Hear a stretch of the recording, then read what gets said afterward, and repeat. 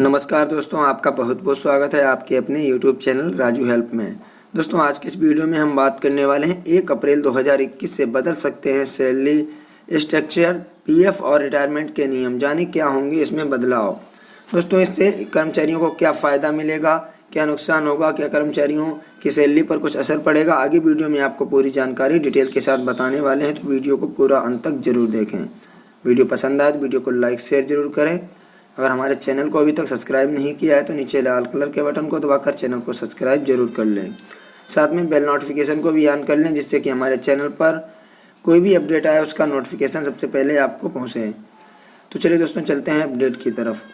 हम आज के उस अपडेट की तरफ। मोदी सरकार बड़ा बदलाव करने जा रही है। 1 अप्रैल 2021 यानी मुश्किल से 15 दिन शेष हैं इस वित्तीय वर्ष के।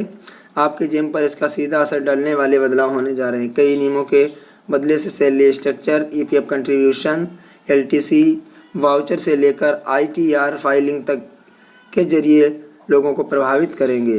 क्योंकि सरकार 1 अप्रैल से न्यू वेज कोड बिल 2021 को लागू करने की योजना बना रही है, इसलिए आपके वेतन में भारी फेरबदल हो सकता है।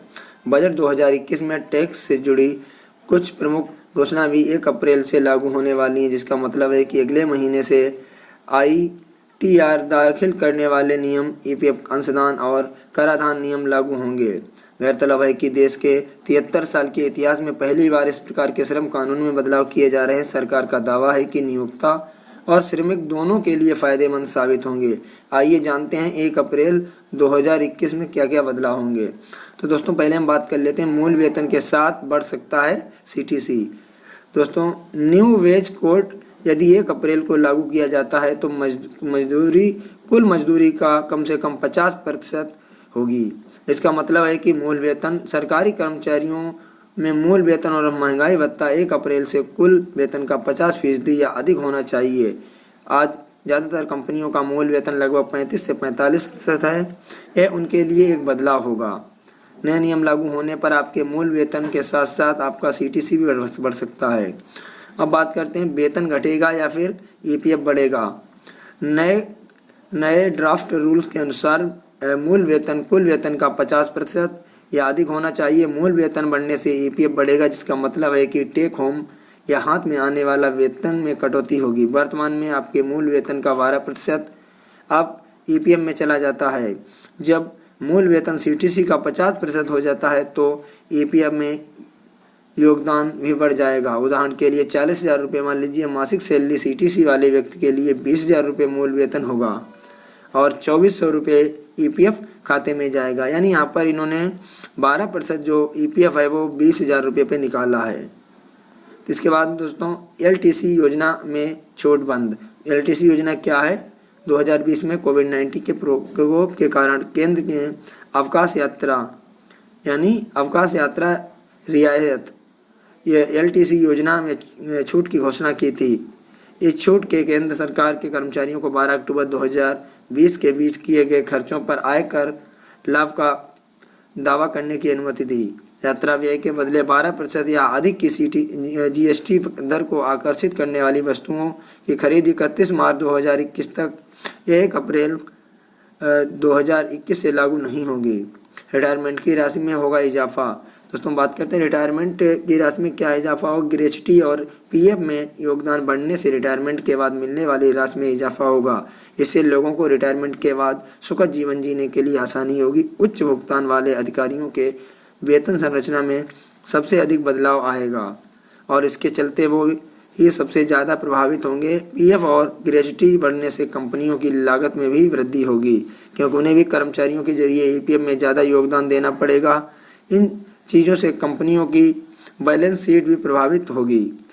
दोस्तों, वीडियो को पूरा अंत तक जरूर देखते रहें। अब दोस्तों, हम बात कर लेते हैं काम के घंटे 12 करने का प्रस्ताव। नए ड्राफ्ट कानून में कामकाज के अधिकतम घंटों को बढ़ाकर 12 घंटा करने का प्रस्ताव पेश किया है।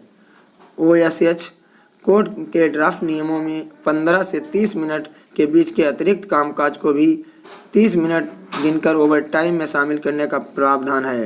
मौजूदा नियम में 30 मिनट से कम समय को ओवर टाइम योग्य नहीं माना जाता है। ड्राफ्ट नियमों में किसी भी कर्मचारी से 5 घंटे से ज़्यादा लगातार काम कराने को प्रतिबंधित किया गया है। कर्मचारियों को हर 5 घंटे के बाद आधा घंटे का विश्राम देने के निर्देश भी ड्राफ्ट के नियमों में शामिल हैं। दोस्तों जैसा कि यहाँ पर आप देख पा रहे हैं कि सरकार 12 घंटे का प्रस्ताव पेश किया है, 12 घंटे काम करना होगा, लेकिन यहाँ पर अगर 15 से 30 मिनट के बीच कोई अतिरिक्त काम करता है तो पहले उसे ओवर टाइम में नहीं शामिल किया जाता था, लेकिन अगर 30 मिनट ओवर टाइम करता है तो उसे ओवर टाइम माना जाएगा।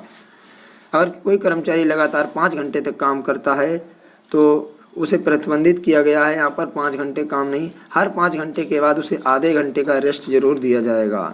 अब इसके बाद EPF के ब्याज पर टैक्स। दोस्तों EPF के ब्याज पर भी टैक्स लगेगा। वो किस प्रकार से लगेगा बताते हैं। 1 अप्रैल 2021 से 2,50,000 रुपये प्रति वर्ष से अधिक भविष्य निधि के लिए कर्मचारी योगदान पर ब्याज कर योग्य होगा। यह वित्त मंत्री निर्मला सीतारमण द्वारा अपने बजट भाषण में की गई घोषणा के अनुरूप है। इसका मतलब है कि 1 अप्रैल से PF खाते में प्रति वर्ष 2,50,000 रुपये से अधिक का योगदान करने वाले लोगों को 2,50,000 रुपये की सीमा से अधिक की राशि पर अर्जित ब्याज कर का भुगतान करना होगा। दोस्तों जैसा कि यहाँ पर आपको बता दें कि जिन कर्मचारियों का EPF 2.5 लाख से ज़्यादा साल में अगर जमा होता है तो उस पर उन्हें टैक्स देना होगा। वरिष्ठ नागरिकों के लिए ITR फाइलिंग। 75 वर्ष से अधिक आयु के वरिष्ठ नागरिक जिनके पास केवल आय के स्रोत के रूप में पेंशन और ब्याज है, उन्हें आयकर रिटर्न दाखिल करने में छूट दी जाएगी। 75 वर्ष से अधिक आयु के वरिष्ठ नागरिकों को कर का भुगतान करने में छूट नहीं है, हालांकि उन्हें कुछ शर्तों को पूरा करने पर आयकर रिटर्न ITR दाखिल करने में छूट दी जाती है। आयकर रिटर्न दाखिल करने की छूट केवल उसी स्थिति में उपलब्ध होगी जब ब्याज आय उसी बैंक में अर्जित की जाती हो जहां पेंशन जमा की जाती है। अब बात करते हैं नॉन फाइलरों के लिए उच्च दर पर TDS। आयकर रिटर्न के गैर फाइलरों के लिए TDS के लिए उच्च दर प्रदान करने वाले विशेष प्रावधान के रूप में आयकर अधिनियम के एक नया खंड 206 AB डाला जाएगा। इसके अतिरिक्त व्यक्तिगत करदाताओं को पहले से भरे हुए आय रिटर्न ITR दिए जाएंगे। इस कदम का उद्देश्य रिटर्न दाखिल करने में ढील देना है। पहले से भरे ITR में करदाता के आय और अन्य डेटा का स्वचालित अपलोड होगा। तो दोस्तों जैसा कि आपने यहाँ पर देखा है, इस अपडेट में काफ़ी सारे बदलाव सरकार करने जा रही है। यहाँ पर पहला तो हम बताई थी हमने आपको, यहाँ पे मूल वेतन के साथ बढ़ सकता है CTC। यहाँ पर आपके मूल वेतन का 25% और 50% जो होगा मूल वेतन, वो दोस्तों यहाँ पर अधिक होना चाहिए। और यहाँ पे वेतन घटेगा और EPF बढ़ेगा। यहाँ पर आपका जो इन हैंड सैलरी है वो घटेगी और आपका EPF बढ़ेगा। LCT में छूट मिलेगी और रिटायरमेंट की राशि में भी इजाफा होगा। तो दोस्तों आपको यह वीडियो कैसा लगा आप कमेंट करके ज़रूर बताएं। वीडियो पसंद आया तो वीडियो को लाइक शेयर जरूर करें।